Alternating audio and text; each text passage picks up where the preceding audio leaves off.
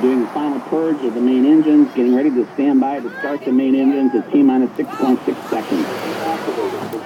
Water damping system's been activated. Water activation. Go for main engine start. There's 3 engines. 1, 2, 3. 1, 0. Booster ignition and liftoff of Space Shuttle Discovery. Discovery's final mission to the International Space Station now underway after liftoff from the Kennedy Space Center after an incredibly dramatic countdown to launch in the last 5 minutes. Space Shuttle Discovery cleared the tower, rolling on its back, and is on its way. 8.5-minute climb into space now begun. 133rd Space Shuttle mission, the 39th for Discovery. And it looks like it always does. Picture perfect. What an incredible view.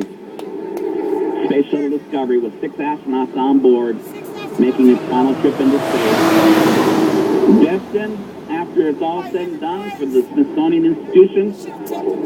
Hard to believe that what's flying right now in another few months will become a museum piece, but that is the direction our nation has decided to go, and that's the direction that our space agency is supporting. Our friends and neighbors, thousands of them, work toward this moment. Discovery looking good.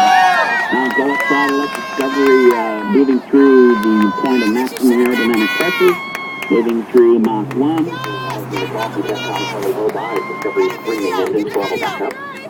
Engine's looking really good here, not coming up on 1 minute. A little bit past that now.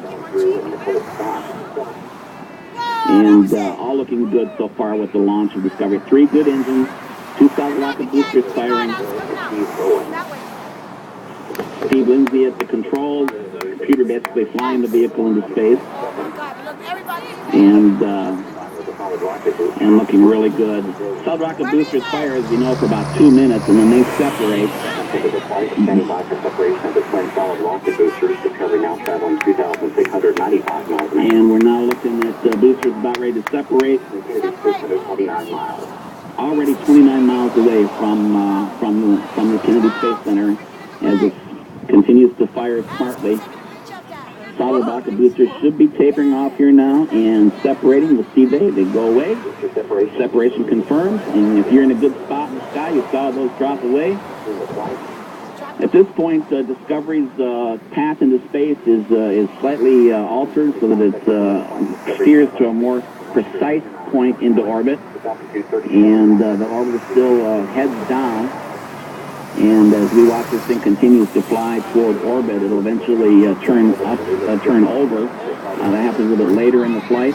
With about 2.5 minutes since launch, the next major event here now, as we're concerned about what would happen if something were to happen. Where would Discovery land? Some of these calls are made now for the remaining 6 minutes or so of launch, and the next one we're waiting for is called negative return. And negative return happens at about 4 minutes after liftoff, and that's the point where Discovery is flown so high and so far away from Central Florida that it can't turn around and come back here. It's safer for it to go over to land in Europe should an emergency landing be required. Of course, that's not the case here right now. But they follow those kind of situations all the way up into orbit. In fact, right now they're already 2 engine capable to make it to an emergency landing in Europe. So, in fact, Zaragoza, Spain is the preferred landing site right now. But that's not the situation. Everything looking good. Josh Byerly at Johnson Space Center reporting that Discovery's 3 main engines are burning great. The auxiliary power units are burning just fine, and we're watching a little bit of junk come off. We're watching national TV now and watching the camera views from space. We saw a little bit of stuff come off here very late. It floated away, no issue. Didn't see anything major on the way up, but we're so relieved to see this thing off the ground. We may have missed something. Discovery just sneaking in under the finishing line there, just 3 seconds before they would have run out of time. And that launch window, by the way, has everything to do with the amount of propellant and amount of energy it has available.